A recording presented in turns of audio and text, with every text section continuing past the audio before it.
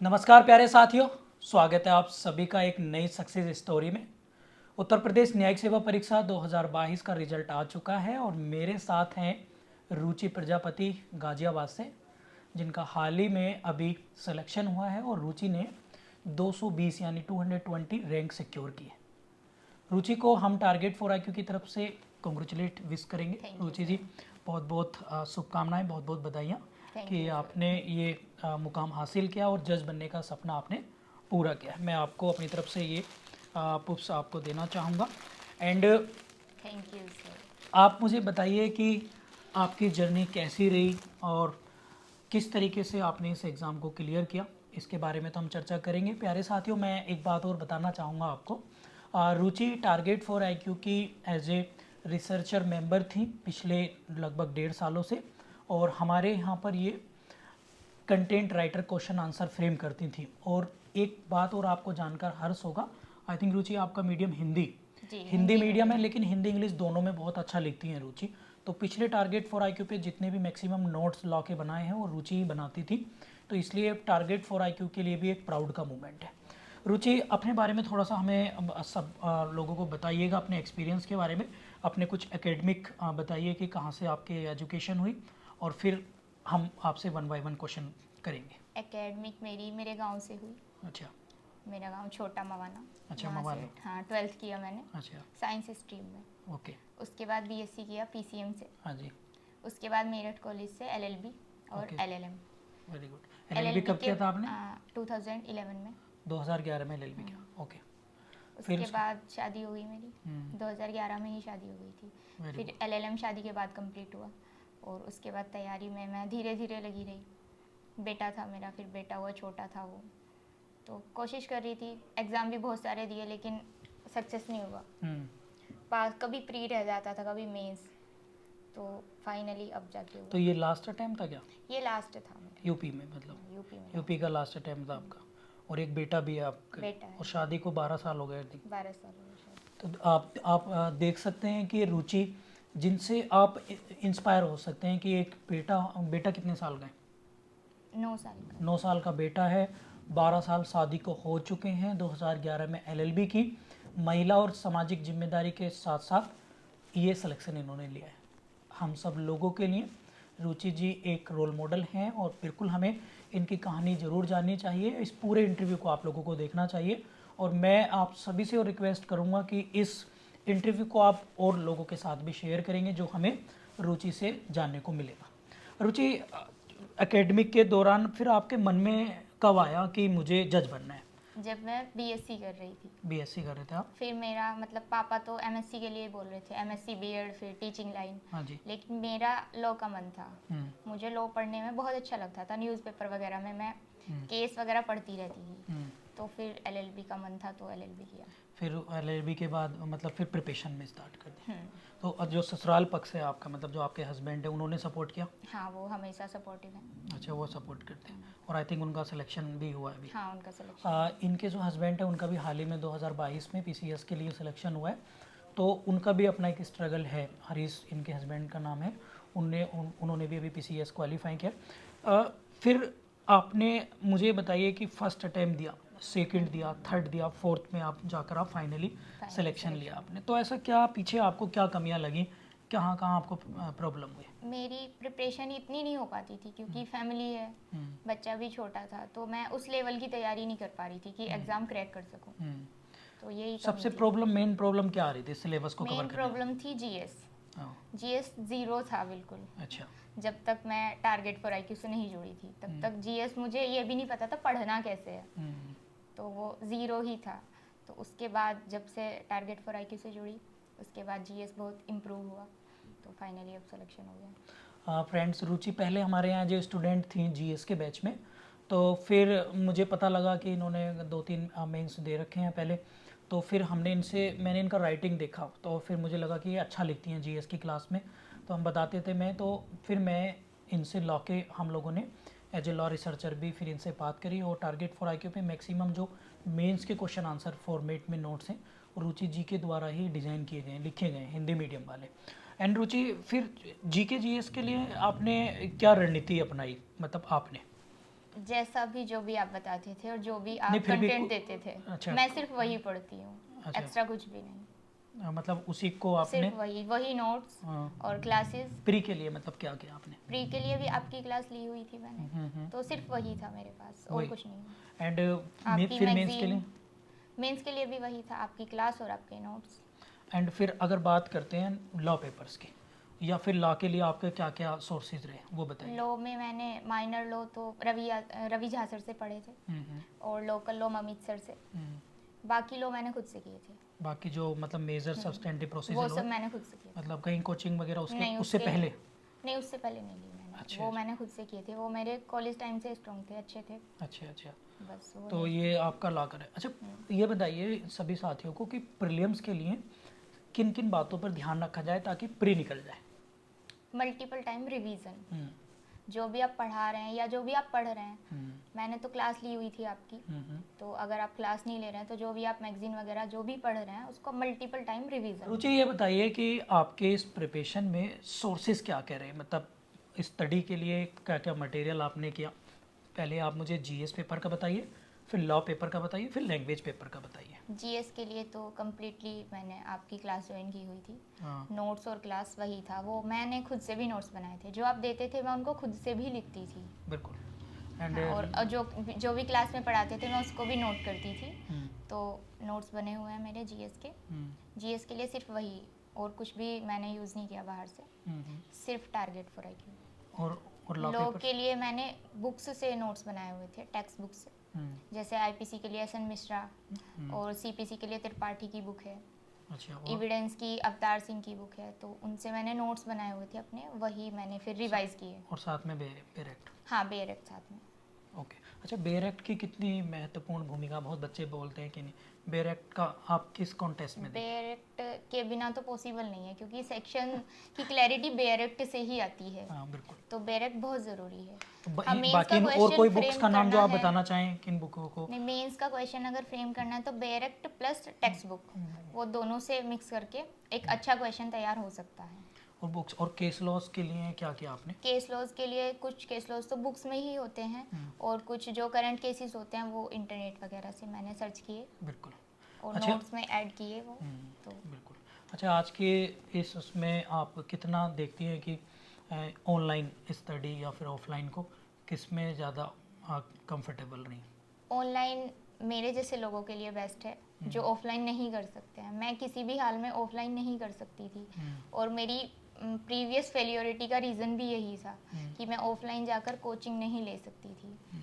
तो online best है, अगर आप घर में हैं, बाहर नहीं जा सकते हैं, तो ऑनलाइन बेस्ट ऑप्शन है, आप घर में पढ़ सकते हैं। रुचि, ये बताइए कि रिवीजन आप ज़रूरी है प्रीलिम्स के लिए, और उसके साथ साथ रिवीजन के साथ और क्या करा जाए ताकि और एक्यूरेसी बढ़ जाए? रिवीजन के साथ साथ आप करंट अफेयर पर ज़्यादा फोकस कर सकते हैं। जीएस पेपर के लिए। और लॉ पेपर के लिए? लॉ पेपर के लिए एमसीक्यू प्रैक्टिस करें। एमसीक्यू। Very good. अच्छा, फिर चलो प्रीलिम्स निकल जाता है आपका, फिर प्रीलिम्स के बाद जो मेन बात है वो है मेंस की। मतलब आपको आइडिया था कि मेरा मेंस हो जाएगा, या फिर मेंस की क्या स्ट्रेटेजी थी? नहीं, आइडिया तो बिल्कुल भी नहीं था कि मैं पास कर जाऊँ, क्योंकि पिछले कई बार से मैं नहीं कर पा रही थी। तो मेंस के लिए भी जो नोट्स मैंने बनाए थे वही पढ़े मैंने सिर्फ, और जो सर का गाइडेंस था, रवि झा सर का, ममित सर का। मुझे पर्सनली कोई प्रॉब्लम होती थी तो मैं रवि झा सर से या ममित सर से पूछ लेती थी, तो पर्सनली भी वो मुझे गाइड करते थे। Very good, very good.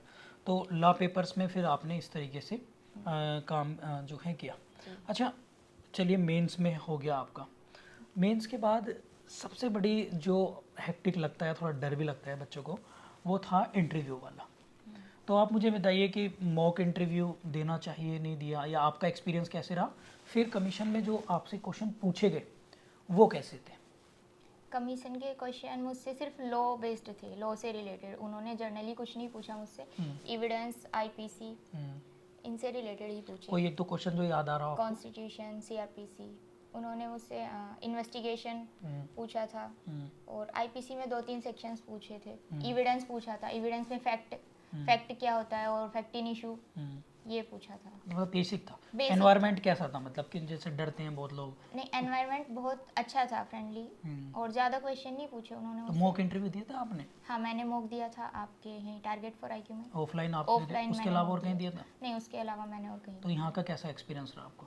यहाँ का बहुत अच्छा था, मतलब यहाँ नहीं देती तो फिर वहाँ पर सिलेक्शन नहीं हो पाता मेरा, वो क्योंकि क्यों? बहुत हेजिटेशन वगैरह थी। हम्म, मैं बहुत हेजिटेट थी, तो वो हेजिटेशन वगैरह यहाँ सब दूर हो गई। अच्छा, मॉक से आप क्या सजेस्ट करेंगे कि मॉक इंटरव्यू देनी चाहिए या नहीं देनी चाहिए? मॉक देना चाहिए ज़रूर, क्योंकि अगर आपकी कोई भी गलती है या आप हेजिटेट हैं, फ्रस्ट्रेट हैं, जो भी प्रॉब्लम है वो मॉक में दूर हो जाती है। बिल्कुल बिल्कुल, मतलब उनसे काफ़ी सारी प्रेजेंटेशन, बहुत सारी बॉडी हेल्प लैंग्वेज। मिलती है। हाँ बिल्कुल, ये तो उससे फ़ायदा ही होगा। अच्छा, कोई एक ऐसे कीवर्ड बताइए जो बच्चे मेंस प्रिपरेशन के लिए ध्यान रखें कि भाई मेंस में अगर ये काम कर लोगे तो आपका मेंस निकल जाएगा।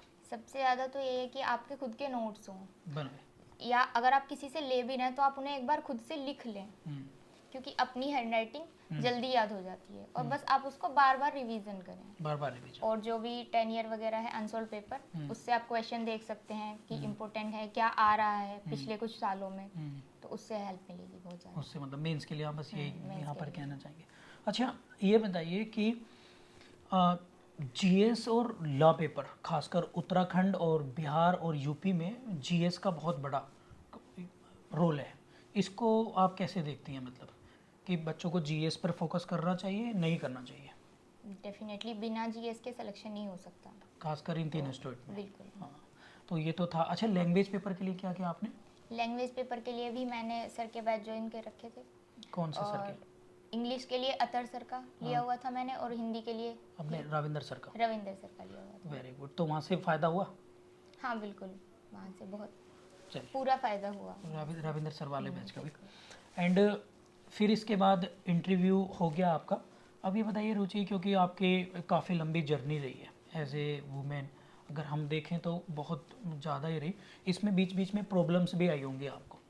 हाँ, काफ़ी उतार प्रॉब्लम्स तो चढ़ाव तो आए, आपने इन सिचुएशंस को कैसे हैंडल किया एज ए वुमेन? जैसे कि मेरी मदर इन लॉ एक्सपायर हो गई थी, तो आपको पता है काफ़ी लगभग 3 साल पहले, तो तब फैमिली की बहुत सारी जिम्मेदारियाँ, लगभग सारी जिम्मेदारियाँ, तो वो चीज़ें काफ़ी स्ट्रगलिंग रहा।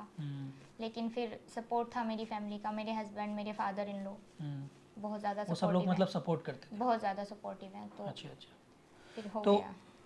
चलिए, मतलब फाइनली आपने हार नहीं मानी? नहीं, अच्छा, हार कभी नहीं कभी मानी। लगता था बीच में यार कि चलो छोड़ देते हैं, बच्चे हो गए हैं, शादी हो गई है, तो अपना नहीं, पारिवारिक। मैंने कभी हार नहीं मानी, और मेरा ऐसा था भी नहीं, जब तक जज नहीं बनती तब तक नहीं रुकती। अगर इसमें नहीं होता लोअर में, तो फिर एचएस की तैयारी करती। अच्छा, मतलब पूरा मेंटली आप प्रिपेयर मेंटली थी मैं प्रिपेयर थी, कि अगर लोअर में फाइनली नहीं नहीं होगा? हुआ तो मैं एचएस की तैयारी करती। कोई मैसेज देना चाहेंगे आप लड़कियों को, खासकर या वुमेन्स को जो मैरिड हैं और मतलब फैमिली प्रॉब्लम्स में फंसी हैं, मान लीजिए किसी तरीके बस से? मैं यही कहना चाहूँगी कि हार ना माने, जितना भी आपके पास टाइम है उतना पढ़ें। मेरे पास जितना भी टाइम होता था, मैं टाइम टेबल कभी नहीं बना पाई, क्योंकि मुझे पता नहीं होता था कि अब मैं पढ़ना शुरू करती हूँ, मेरे घर में 2 गेस्ट आ जाते हैं, तो फिर मुझे रुकना होगा। तो जितना भी जो भी समय है आप उसमें पढ़ें, ऐसा ना सोचें कि 1 घंटे में मैं क्या कर लूँगी। अगर 1 घंटे में एक क्वेश्चन भी हो पाता है और वही एग्ज़ाम में आता है, तो बेनिफिशियल होगा। बिल्कुल बिल्कुल, तो आप पढ़ें, जितना भी समय है आप उसमें पढ़ें, उसका यूटिलाइज करिए। यूटिलाइज करें। अच्छा, आप प्रिपरेशन के लिए बताइए कि जो फ्रेश बच्चे हैं, बिल्कुल मान लीजिएगा आप, क्योंकि एक्सपीरियंस है तो मैं इसलिए आपसे पूछ रहा हूँ, जैसे मान लीजिएगा कोई एलएलबी कर रहा है अभी, तो उसे किस बात को फॉलो करते हुए आगे बढ़ना चाहिए अकॉर्डिंग टू यू? सबसे ज़्यादा अच्छा होता है कि आप किसी का गाइडेंस लें। आप जो भी, अगर कोचिंग है, टीचर है, जो भी है, गाइडेंस बहुत ज़रूरी होता है। उससे ये होता है कि आप एक सही दिशा में जा रहे होते हैं। बिल्कुल। और फिर उसके बाद मतलब जैसे किस तरह की चीज़ें फॉलो करनी चाहिए या नहीं करनी चाहिए?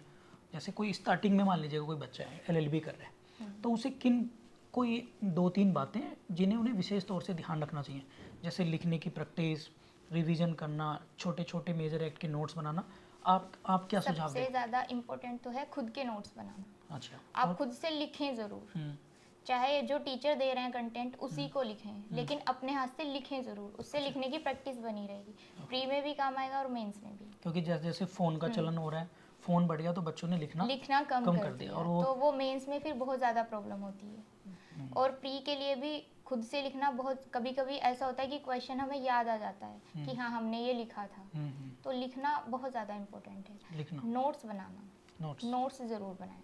बिल्कुल। तो फ्रेंड्स, रुचि जी ने बताया आपको कि नोट्स बहुत बहुत ज़्यादा इम्पोर्टेंट है। अच्छा रुचि, आपका मतलब रोल मॉडल कौन है, मतलब किससे आप इस सफलता का श्रेय देना चाहेंगे? किसी एक को तो देना मुश्किल बिल्कुल। है, क्योंकि मेरी फैमिली, मेरी दोनों फैमिली, दो फैमिली है मेरी, बिल्कुल। एक मायके की एक ससुराल की, तो बिल्कुल। दोनों फैमिली है मेरी। और उसके बाद टारगेट फॉर IQ। चलिए, टाइगर फॉर IQ से तो खैर ये पिछले 1.5-2 साल से ही जुड़ी हैं।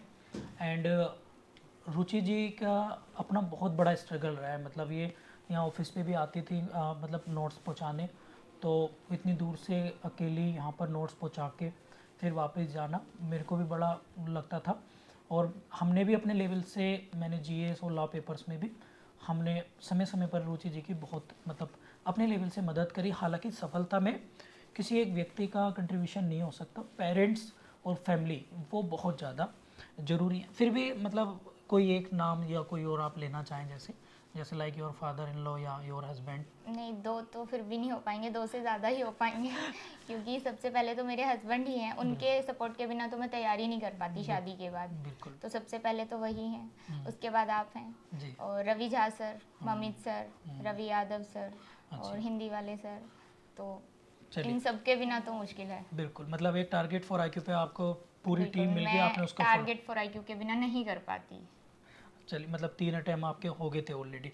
अच्छा रुचि, आप उन लड़कियों को क्या मैसेज देना चाहेंगी जो शादी के बाद, या फिर मान लीजिएगा उन पेरेंट्स को भी, कि भाई नहीं हमारी लड़की ने ग्रेजुएशन कर लिया, अब इसे तैयारी नहीं करानी, तो अब, या उनके पेरेंट्स नहीं पढ़ाना चाहते, तो आप उन्हें क्या संदेश देना चाहेंगे? पेरेंट्स को भी ट्रस्ट करना चाहिए सबसे पहले तो अपने बच्चों पर। अगर वो पढ़ना चाहते हैं तो सपोर्ट करना चाहिए, और थोड़ा सा हम भी समझा सकते हैं उन्हें कि हमें ये करना है।